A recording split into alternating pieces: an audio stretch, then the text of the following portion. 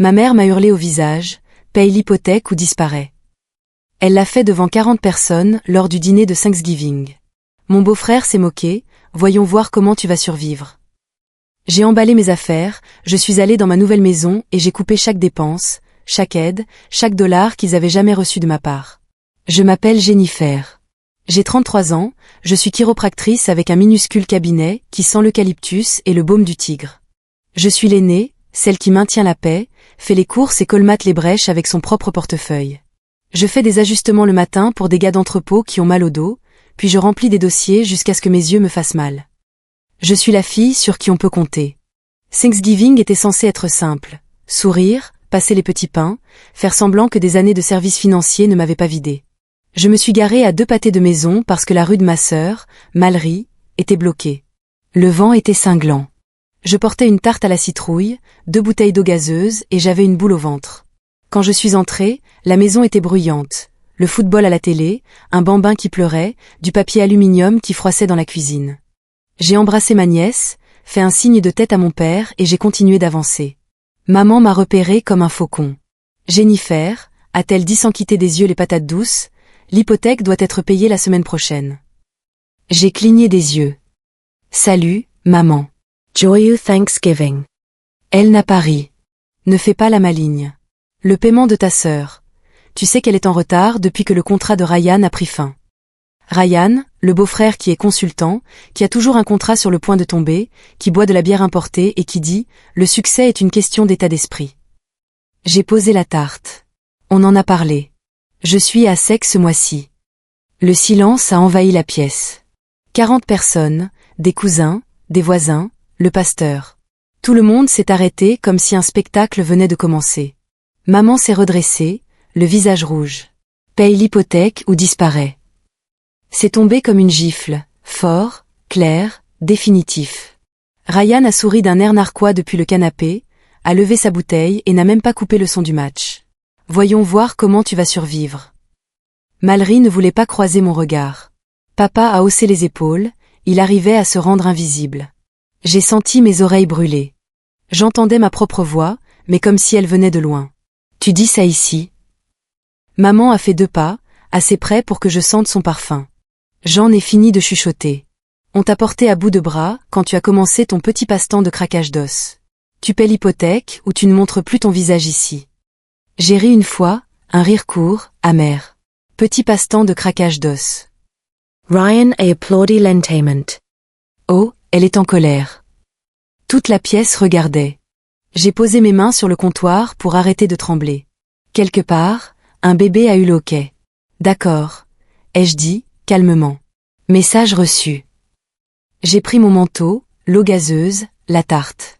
Je suis passé devant les chaises pliantes, devant un plateau de haricots verts, devant tous ces gens qui ne connaissaient notre famille qu'à travers les cartes de Noël.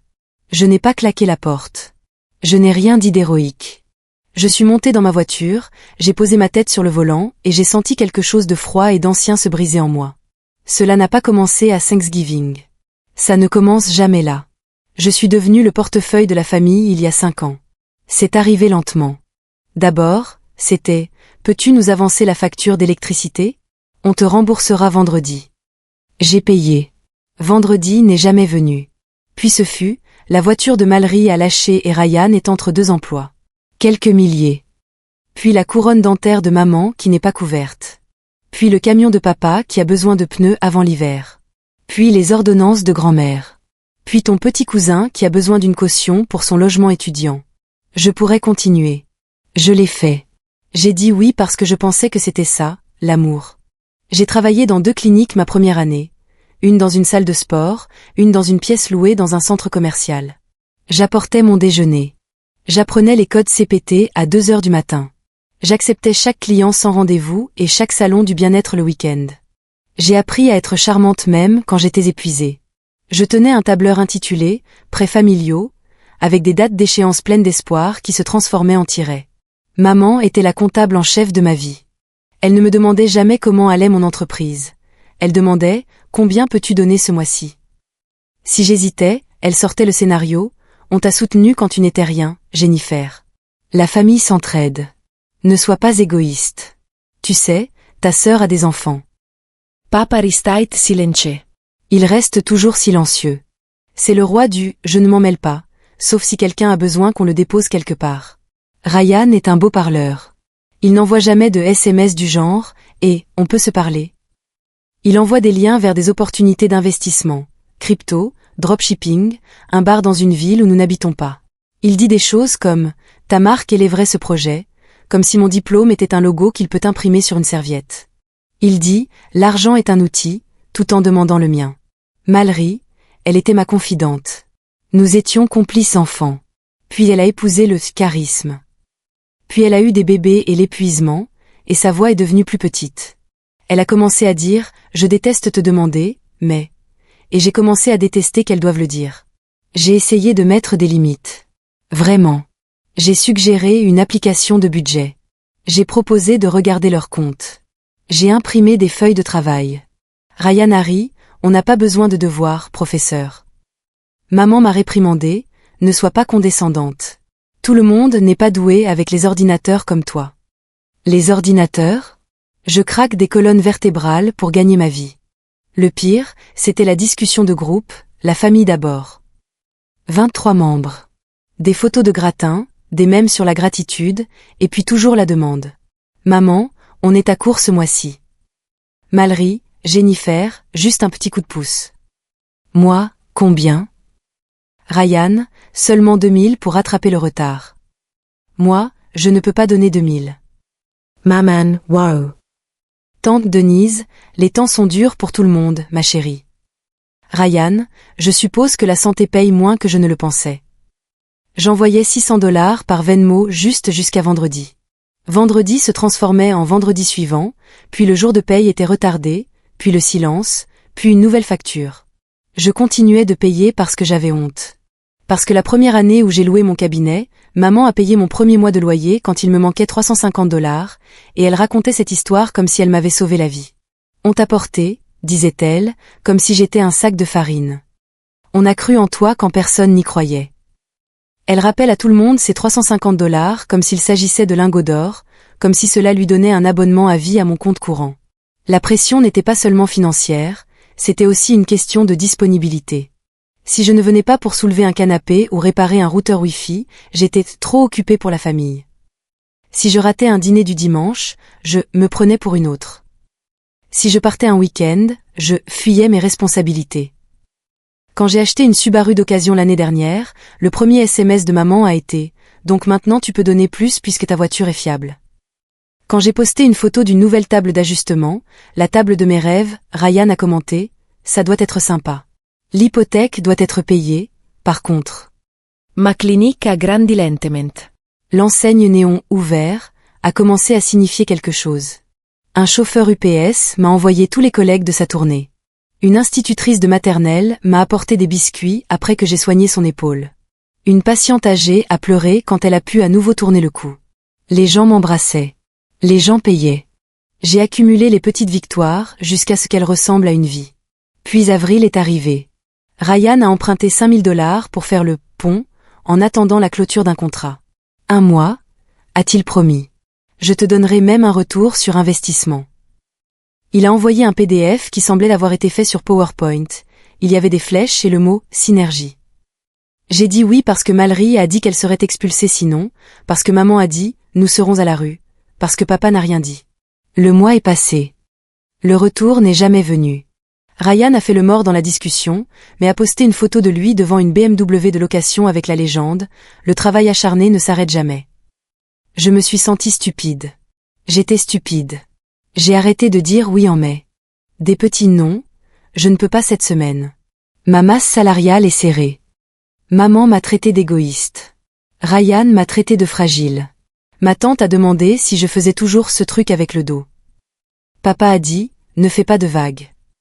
Ils ont prévu Thanksgiving chez Mallory. Apporte ta célèbre purée de pommes de terre. Maman a écrit, et si tu peux, réglons l'hypothèque de décembre en avance. Tu es celle qui est stable. Elle a ajouté un emoji, pouce levé comme un reçu. Je me suis dit que j'irais, manger, partir, être poli, pas de confrontation. Puis elle a dit ça, paye l'hypothèque ou disparaît. Devant 40 personnes, comme si j'étais un distributeur automatique qui avait appris à parler. Je n'ai pas dormi cette nuit-là. Je me suis assise à ma table de cuisine, lumières éteintes, et j'ai fixé mon téléphone. La discussion de groupe s'affolait. Maman, Jennifer, tu as fait une scène. Tante Denise, c'était inapproprié de partir comme ça. Ryan, sois une femme. Mallory, peux-tu s'il te plaît juste aider ce mois-ci? On trouvera une solution pour le reste plus tard. J'ai tapé, effacé, tapé à nouveau. À 2h13 du matin, je me suis levée, je suis allée à mon classeur et j'ai tout sorti. Relevé bancaire, historique Venmo, le tableur intitulé « Prêts familiaux ». Je l'ai exporté. J'ai surligné les totaux. J'ai imprimé une pile de 2 cm d'épaisseur. Total des prêts, dépannage, aide à la famille depuis la première année, 72 480 $, sans inclure les courses occasionnelles ou les mystérieux achats Amazon. J'ai dû en oublier certains.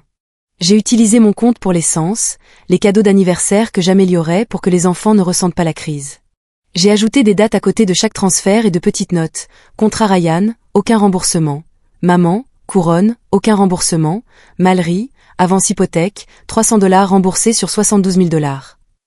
Recupera, $1,000. J'ai pris des photos des reçus, les 5 000 $ à Synergy Holdings LLC, une LLC que Ryan a enregistrée à l'adresse de notre enfance, la fois où j'ai payé leurs taxes foncières pour éviter une saisie, le nouveau réfrigérateur que j'ai acheté quand le leur a lâché et qui est devenu, je ne sais comment, le frigo de la famille, dans chaque récit. À 3h41 du matin, j'ai écrit un court message dans mes notes. Je vous aime. J'ai fini d'être une banque à partir de maintenant.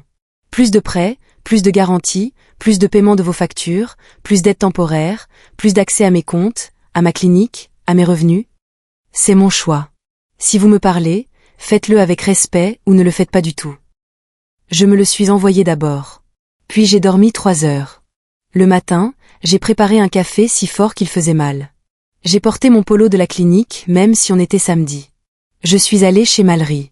La maison était calme. Le désordre d'après-fête, des plats en aluminium empilés, des jouets partout. Ryan était sur le canapé, manette en main, les yeux sur un jeu. Il n'a pas levé les yeux. L'hypothèque, a-t-il aboyé sans s'arrêter. Sur la table de la cuisine. Maman est arrivée par le couloir, les cheveux relevés, les lèvres serrées. Oh, tu as fini par retrouver la raison. Non, ai-je dit. Je suis venue rendre quelque chose. J'ai posé la pile de papier sur la table. Ryan a mis le jeu sur pause. La maison a semblé retenir son souffle. Maman a feuilleté la première page et a ri. Qu'est-ce que c'est que ça? 72 480 $, ai-je dit. 5 ans. C'est ce que j'ai payé pour maintenir cette famille debout. Elle a levé les yeux au ciel. Ne sois pas dramatique. Ryan s'est penché sur la pile. Mec, pourquoi tu gardes des reçus? C'est bizarre. Parce que tu as raconté à tout le monde que je n'ai rien fait, ai-je dit. Parce que hier soir, ma mère m'a dit de payer ou de disparaître devant 40 personnes. Mallory se tenait dans l'embrasure de la porte, les cheveux emmêlés, tenant ma nièce sur sa hanche. Ses yeux étaient grands et fatigués. Jennifer, j'ai fini, ai-je dit doucement. Ryan Hurricane. Tu n'es pas sérieuse. Si, je le suis. J'ai dit fini. Plus $1, plus de garantie, plus de factures médicales, plus de virements temporaires, plus d'emprunts sur ma carte de crédit. Rien. Maman est devenue glaciale. Tu mettrais ta nièce à la rue juste pour prouver que tu as raison. J'ai croisé le regard de Mallory. Je ne te mettrai pas à la rue, mais je ne financerai plus les contrats de Ryan. Si tu veux un vrai plan, on peut s'asseoir et regarder tes factures. On peut vendre la BMW. On peut couper les services de streaming. On peut appeler la banque. On peut déménager dans un endroit plus petit. Ryan Aree. Vendre la BMW? Tu es une comique. Elle est louée à ton nom avec 3 mensualités de retard, ai-je dit. Ils vont venir la chercher. Sa mâchoire s'est contractée. Maman a frappé la pile avec sa paume. Comment oses-tu apporter tes petits calculs chez moi? Je les ai apportés dans notre réalité, ai-je dit. C'est ce que vous m'avez pris. 72 000 $ de mon avenir. Mon apport personnel, mon sommeil, ma propre colonne vertébrale. Ryan s'est approché, le torse bombé. Tu te crois supérieur parce que tu appuies sur le dos des gens toute la journée. J'ai souri, d'un sourire las. Je pense qu'appuyer sur des colonnes vertébrales est un travail honnête. Il a essayé de m'intimider du regard. Il est bon à ça. Il domine les pièces. Mais il ne me domine plus. J'ai fait glisser une seule feuille sur la table. Une liste simple. Annuler la BMW. Vendre les jet skis. Réduire les forfaits téléphoniques. Me retirer de chaque prélèvement automatique que vous avez connecté à ma carte. Appeler la société de crédit immobilier aujourd'hui et demander un délai de grâce. Ryan trouve un emploi. N'importe lequel. Livreur. Manutentionnaire en entrepôt, aujourd'hui. Maman Hurricane. Nous ne sommes pas des ouvriers. J'ai hoché la tête. Alors vous serez des locataires avec un avis d'expulsion sur la porte. Sors d'ici, a-t-elle sifflé. Si c'est ça ton aide, sors d'ici. J'ai levé les mains. D'accord. Je me suis tournée vers Mallory. Je suis toujours ta sœur. Si tu veux un plan qui n'est pas construit sur moi, appelle-moi. Si tu veux que la marraine de tes enfants continue de te sortir du pétrin, appelle-moi. J'ai fait un signe de tête à Ryan. Ryan a marmonné, tu reviendras en rampant. Je serai occupée, ai-je dit. Je déménage ce week-end. Où ça? A lancé maman. Dans ma maison, ai-je dit. Les yeux de maman se sont rétrécis. Tu as acheté une maison? Je n'ai pas répondu. J'ai pris mon manteau. La maison n'est pas grande. 2 chambres, une clôture de travers, un érable qui lâche ses feuilles comme un canon à confetti. Elle a besoin de peinture. La lumière de la cuisine bourdonne. L'ancien propriétaire a laissé une grenouille en céramique sous les marches du porche, comme une malédiction ou une bénédiction. J'ai signé l'acte une semaine avant Thanksgiving. Je n'en avais parlé à personne. Je voulais une chose qui ne soit pas un projet de groupe. Après être sortie de chez Mallory, j'ai conduit directement là-bas. J'ai apporté 3 cartons, une boîte à outils et une sorte de pétenasse. La première nuit, j'ai dormi sur un matelas gonflable dans le salon et j'ai écouté le réfrigérateur cliquer. J'ai mis mon téléphone en mode « ne pas déranger ». Je me suis réveillée à 5 heures du matin, j'ai fait du café et j'ai écrit un budget aux doses d'une enveloppe. Hypothèque, services publics, courses, salaire de la clinique, impôts, épargne, famille, $0. Ça semblait étrange. Mais c'était juste. À la clinique, j'ai affiché un papier sur le tableau d'affichage, horaire de vacances. J'ai ajouté 2 massages sur chaise les samedis pour de l'argent supplémentaire parce que mon corps s'est travaillé. J'ai appelé mon fournisseur et négocié une remise sur le ruban adhésif. J'ai annulé Spotify Premium. J'ai gardé mon abonnement à la salle de sport parce que mon dos est mon plan de retraite. Le contre-coup est arrivé comme une tempête. Maman a appelé de différents numéros, tu nous punis. Ta grand-mère a honte. La famille, c'est pour toujours. Tu regretteras ça quand tu auras besoin d'aide. Je n'ai rien gardé. Ryan a envoyé des messages vocaux, tout en frime, sans aucun plan. Tu penses qu'une petite maison te rend indépendante? Paye décembre et je te rendrai le triple en janvier. Puis il a proféré des menaces sur mes opportunités. J'ai mis ces messages dans un dossier étiqueté « Preuve ». Tante Denise a écrit sur Facebook à propos des jeunes qui abandonnent les valeurs familiales. Je n'ai pas commenté. Les gens qui me connaissent m'ont texté « Fier de toi ». Ceux qui ne me connaissent pas m'ont donné des conseils que je n'avais pas demandés. Mallory a texté à 23h42 la 2e nuit « Je suis désolée. Je suis si fatiguée. » Puis plus rien. À 2h07 du matin, un autre message, une photo d'un avis de la banque. Je l'ai fixé pendant longtemps. J'ai tapé « Je m'assierai avec toi demain. On fera un plan sans les projets de Ryan, sans mon argent. » Elle a réagi avec un cœur. Elle n'a pas demandé d'argent. Le 3e jour, maman s'est présentée à ma clinique. Elle se tenait dans l'entrée, les bras croisés, les lèvres serrées. Ma réceptionniste, Leia, m'a regardé comme pour dire « Je dois appeler quelqu'un ». J'ai secoué la tête.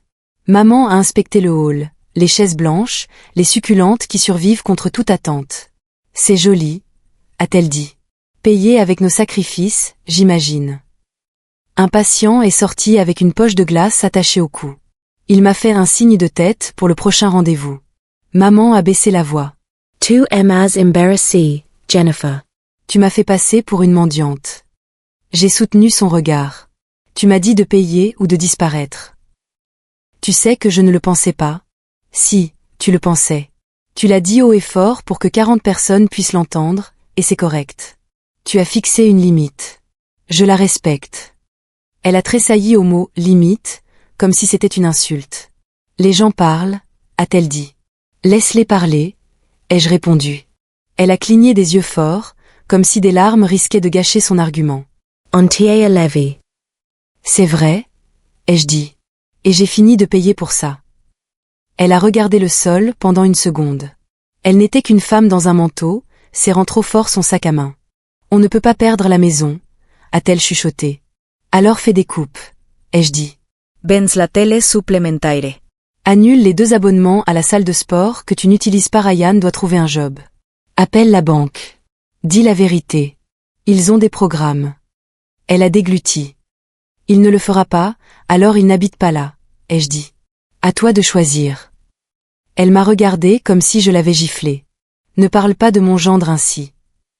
Je parle de ta fille, ai-je dit. La mère de tes petits-enfants. Elle se noie pendant qu'il poste des citations sur le travail acharné. La machoire de maman travaillait. Elle est revenue à ses vieux arguments, on a cru en toi quand tu n'étais personne. Je n'ai jamais été personne, ai-je dit. J'étais ta fille. Elle est partie, pas un claquement de porte, juste un petit clic. Je me suis remise au travail. J'ai fait glisser mes pouces le long des muscles paraspinales et j'ai posé des questions sur la consommation d'eau. Un gars a pleuré sur ma table parce que son épaule avait enfin cessé de le faire souffrir. Il a dit « Vous m'avez sauvé ». J'ai répondu « C'est vous qui avez fait les exercices à la maison ». Nous avons tous les deux fait semblant de parler d'épaule. Ce week-end-là, je me suis désabonné du forfait familial sur 3 services de streaming. J'ai changé le mot de passe de mon Amazon. J'ai fermé la carte Costco commune que maman avait ouverte avec mon numéro de sécurité sociale il y a 10 ans pour plus de commodité. J'ai appelé la banque et j'ai retiré mon nom de leur compte courant en cas de découvert. Le banquier a dit qu'il n'allait pas aimer ça. J'ai dit qu'il ne m'aimait déjà plus. J'ai supprimé la discussion « la famille d'abord », après avoir réalisé que la mettre en sourdine m'entraînait à la consulter de manière compulsive. J'ai créé une nouvelle discussion nommée « la réalité d'abord ». 3 personnes, moi, Mallory et ma cousine Jess, qui répond toujours présente. Les règles étaient dans le titre. Nous avons créé un Google Sheet partagé, oui, encore des tableurs, avec les factures de Mallory. Nous avons vendu ce que nous pouvions. La 2e poussette, l'extracteur de jus utilisé 2 fois, les chaises de salle à manger supplémentaires. Ryan n'a pas proposé son aide. Il a dit que ça faisait mauvaise impression. Le mardi, la BMW a disparu de leur allée. Ryan a posté une story, les rageux essaient de me rabaisser. Regardez-moi faire. Il a ajouté une chanson de rap. Mallory m'a texté, ils l'ont prise. J'ai tapé, tant mieux. Chez moi, je faisais des choses normales qui ressemblaient à une rébellion. J'ai installé un pommeau de douche à faible débit. J'ai mangé des œufs et de la salsa au-dessus de l'évier. J'ai balayé les feuilles sur mon porche, j'ai retrouvé la grenouille en céramique et j'ai ri pour la première fois en une semaine. J'ai appelé en FaceTime le fils d'un patient pour lui montrer ma boîte à outils parce qu'il veut être un docteur bricoleur. J'ai dormi sans serrer la mâchoire. 2 semaines plus tard, maman a envoyé un seul SMS. Jennifer, dîner dimanche, juste nous. Je l'ai fixé. Mes pouces ont hésité. J'ai répondu, d'accord pour le dîner.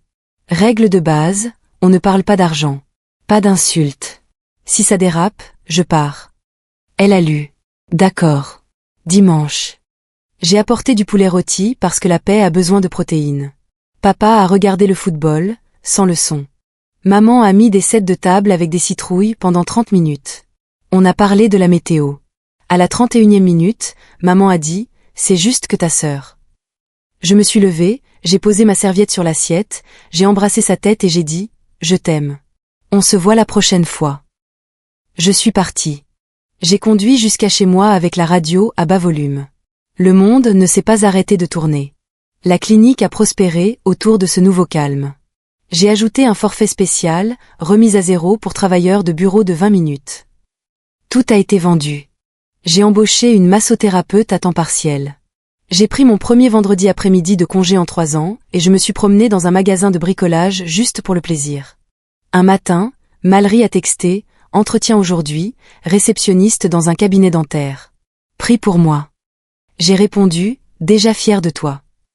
Cet après-midi-là, elle a envoyé un selfie dans un blazer que nous avions acheté pour $14,99 dans une friperie. Je l'ai eu. Je me suis assise sur mon porche jusqu'à ce que mon café soit froid et j'ai laissé cette joie remplir des endroits qui étaient autrefois vides. Thanksgiving est revenu 1 an plus tard, comme toujours, discrètement, puis d'un coup. Cette fois, c'est moi qui recevais. C'était modeste. Leia, ma directrice de clinique, ma cousine Jess, et mon ami Marcus de la salle de sport qui n'a pas de famille à proximité. Mallory est venue avec les enfants. Elle a apporté des petits pains achetés en magasin et avait des excuses dans le regard. Elle n'avait pas besoin d'en dire plus. Ryan était en voyage d'affaires, ce qu'il appelle traîner avec des gars qui disent « mec » toutes les 2 secondes au restaurant. Nous avons mangé à ma table bancale avec des chaises dépareillées que j'avais trouvées sur Facebook Marketplace. La dinde était un peu sèche. La purée de pommes de terre était incroyable. Les enfants ont fait des marque-places qui disaient « Dr Jennifer » avec beaucoup trop d'autocollants. À la moitié du dessert, mon téléphone a vibré. « Maman, on passe au dessert. Ta tante a demandé si tu passais. » J'ai fixé l'écran. La vieille panique a monté puis s'est dissipée comme une vague. J'ai tapé « Joyeux Thanksgiving. Je reçois chez moi. Peut-être la semaine prochaine pour un café. » Elle a répondu avec des points de suspension. Et puis, d'accord, fière de ta maison. Je n'ai pas pleuré, mais quelque chose s'est libéré. Après le départ de tout le monde, j'ai fait la vaisselle lentement. La maison sentait la cannelle et l'ail. La grenouille en céramique était sur le rebord de la fenêtre, portant une couronne en papier que ma nièce lui avait fixée sur la tête. J'ai repensé à cette première nuit à ma table de cuisine à compter l'argent que je n'avais plus. J'ai repensé au moment où on m'a dit « paye ou disparaît ». J'ai repensé au silence qui a suivi quand j'ai disparu de cette version de la famille qui se nourrissait de moi. Voici ce que j'ai appris, et je n'ai pas besoin que ce soit poétique. Dire non n'est pas une trahison. C'est une limite. La famille s'entraide ne devrait pas signifier qu'une personne finance tout le monde tout en étant insultée pour cela. Les reçus ne sont pas mesquins. Ils sont la clarté. Les gens qui vous aiment s'adapteront à vos limites. Les gens qui aimaient votre absence de limites appelleront cela de la cruauté. Vous avez le droit de construire une vie où votre travail vous rémunère et où votre paix vous protège. Mallory m'envoie des photos de son bureau au cabinet dentaire, parfois une petite plante, un nouveau calendrier. Elle a l'air fatiguée et fière, de cette bonne fatigue. On fait toujours des budgets. On coupe toujours des choses. On dit toujours non. Mais la maison est à eux, à garder ou à perdre selon leur choix, et non à moi de la maintenir à flot. Maman apprend un langage plus lent.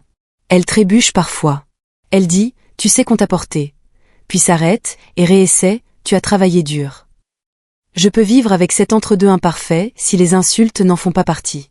Nous prenons le café dans des lieux publics où l'argent n'est pas un personnage invité à la table. Papa m'a demandé si je pouvais regarder son épaule. J'ai dit oui. Il a essayé de me payer en liquide. Je lui ai dit d'appeler la clinique et de réserver comme tout le monde. Il a hoché la tête, surpris, puis l'a fait pour de vrai. Il a laissé 5 étoiles sur Google et un avis qui disait « Elle est douée ».